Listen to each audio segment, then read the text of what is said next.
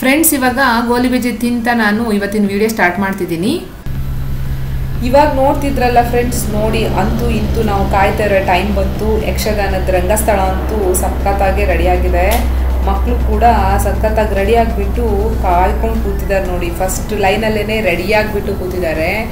ಅದ್ರ ಜೊತೆ ನಮ್ಮ ಕಂಪ್ನಿ ವರ್ಕ್ ಏನಾದರೂ ಅಪ್ಡೇಟ್ ಇದೆಯಾ ಅಂತ ಚೆಕ್ ಮಾಡ್ತಾ ಇದ್ದೀನಿ. ನಮ್ಮ ಗ್ರೂಪಲ್ಲಿ ಇವಾಗ 2 ಪ್ರಾಜೆಕ್ಟ್ಸ್ದು ಅಪ್ಡೇಟ್ ಸಿಕ್ಕಿದೆ ನಮಗೆ, ಬೆಂಗಳೂರಲ್ಲಿ ನಡೀತಾ ಇರೋವಂಥದ್ದು.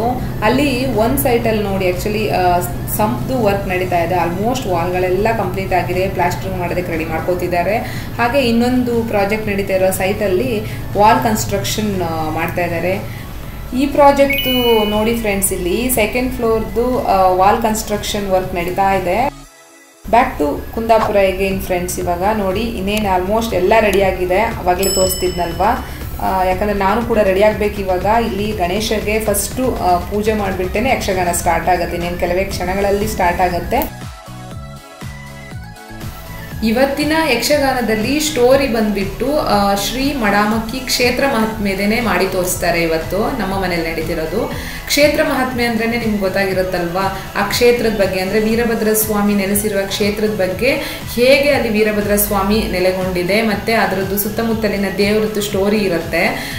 ನೀವು ಯಾವಾಗಾದ್ರೂ ಮಡಾಮಕ್ಕಿ ಕ್ಷೇತ್ರ ಮಹಾತ್ಮೆ ಯಕ್ಷಗಾನ ನೋಡೋಕ್ಕಿಂತ ಮುಂಚೆ ನೀವು ವೀರಭದ್ರ ಸ್ವಾಮಿ ಟೆಂಪಲ್ಗೆ ಹೋಗಿ ನೋಡಿದ್ರೆ ನಿಮಗೆ ಗೊತ್ತಾಗುತ್ತೆ, ಓಕೆ ಯಾವ್ಯಾವ ದೇವರಿದೆ, ಸೊ ಇದ್ರ ಸ್ಟೋರಿ ಹೇಗಿರುತ್ತೆ ಅನ್ನೋದು ಇಂಟ್ರೆಸ್ಟಿಂಗ್ ಆಗಿ ನಿಮಗೆ ನೋಡೋದಕ್ಕೂ ಈಸಿ ಆಗುತ್ತೆ. ವೀರಭದ್ರ ಸ್ವಾಮಿ ಅಂದರೆ ನಿಮಗೆ ಗೊತ್ತಲ್ವಾ, ಬೆಂಕಿನ ತುಂಬ ಇಷ್ಟಪಡುವಂಥ ದೇವರು.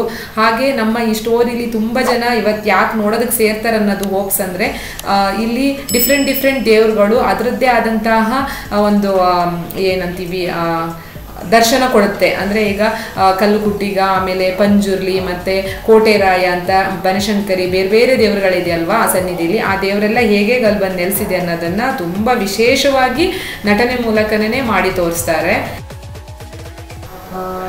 ನಾವೆಲ್ಲರೂ ರೆಡಿ ಆದ್ವಿ ನೋಡಿ. ನಮ್ಮ ಗಣೇಶನು ಕೂಡ ರೆಡಿ ಆಗಿಬಿಟ್ಟಿದ್ದಾನೆ ಈ ಕಡೆ ಚೌಕಿಲಿ. ಬಟ್ ನಾನು ನೋಡ್ತಿರುವಾಗಲೇ ನೋಡಿ ನಮಗೆ ಪ್ರಸಾದ ಕೊಡೋದಕ್ಕೆ ಸ್ಟಾರ್ಟ್ ಮಾಡಿಬಿಟ್ಟಿದ್ದಾನೆ ನಮ್ಮ ಗಣೇಶ.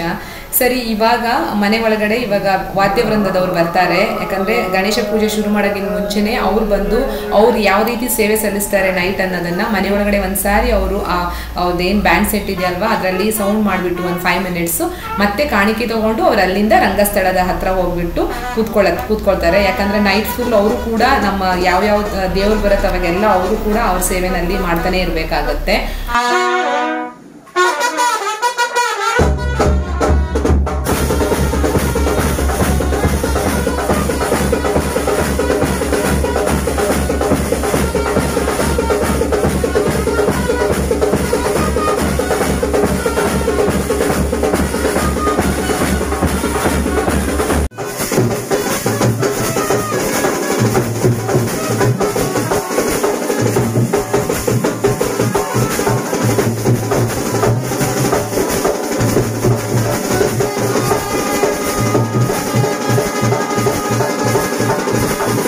ವೆಯ್ಟ್ ಮಾಡ್ತಿರುವಂತಹ ನಮ್ಮ ಚೌಕಿ ಗಣೇಶ ಪೂಜೆ ಸ್ಟಾರ್ಟ್ ಆಯಿತು. ನಮ್ಮ ಜೊತೆ ನೀವು ಕೂಡ ಗಣೇಶನಲ್ಲಿ ಪ್ರೇ ಮಾಡ್ಕೊಳ್ಳಿ.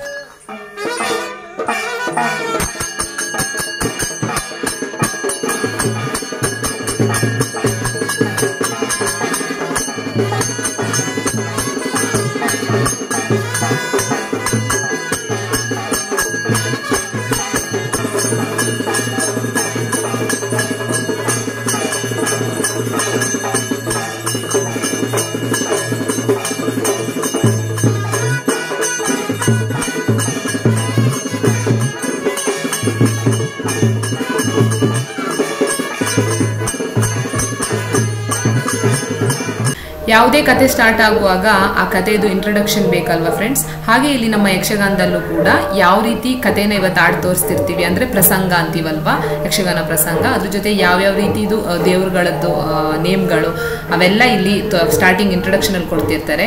ಹೇಗಂದರೆ ಇವಾಗ ಫಿಲಮಲ್ಲಿ ನೀವು ಟೈಟಲ್ ಬರುತ್ತಲ್ವಾ, ಮ್ಯೂಸಿಕ್ ಡೈರೆಕ್ಟರ್ ನೇಮ್ ಬಂದು ಆಮೇಲೆ ಡೈರೆಕ್ಟರ್ ನೇಮ್ ಹಾಗೆಯೇ ಹೀರೋ ನೇಮ್ ಬಂದಂಗೆ ಇಲ್ಲೂ ಕೂಡ ಅದನ್ನು ಇಂಟ್ರೊಡಕ್ಷನಲ್ಲಿ ತೋರಿಸ್ತಾ ಇರ್ತಾರೆ.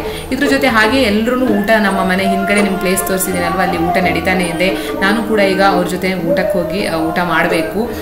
ಮತ್ತು ನಿಮಗೆ ಮುಂದಿನ ವಿಡಿಯೋದಲ್ಲಿ ನಾನು ಯಕ್ಷಗಾನದ್ದು ಬೇರೆ ಏನು ಕ್ಲಿಪ್ಸ್ನೆಲ್ಲ ನಾನು ಮತ್ತೆ ವಿಡಿಯೋ ಅಪ್ಲೋಡ್ ಮಾಡ್ತೀನಿ. ದಯವಿಟ್ಟು ನೀವು ನನ್ನ ಇಸ್ಪೀಟ್ ಶೆಟ್ಟಿ ಚಾನಲ್ನ ಶೇರ್ ಮಾಡಿ, ಸಬ್ಸ್ಕ್ರೈಬ್ ಮಾಡಿ. ಹಾಗೆ ಕಮೆಂಟಲ್ಲಿ ನಾನು ಮತ್ತೆ ಹೇಳ್ತಾ ಇದ್ದೀನಿ, ಏನಾದರೂ ಇದ್ದರೆ ನನ್ನ ಹತ್ರ ಕೇಳಬೇಕು ಅಥವಾ ಹೇಳಬೇಕು ಅಂದರೆ ಕಮೆಂಟ್ ಮೂಲಕ ತಿಳಿಸಿ ಫ್ರೆಂಡ್ಸ್. ಹಾಗೆ ಲಾಸ್ಟಿಗೆ ಒಂದು ದೇವ್ರಿಗೆ ಗಂಟೆ ಬಾರಿಸ್ದಂಗೆ ನನ್ನ ಚಾನಲಲ್ಲೂ ಒಂದು ಗಂಟೆ ಸೌಂಡ್ ಮಾಡಿಬಿಟ್ಟೇ ಹೋಗಿ.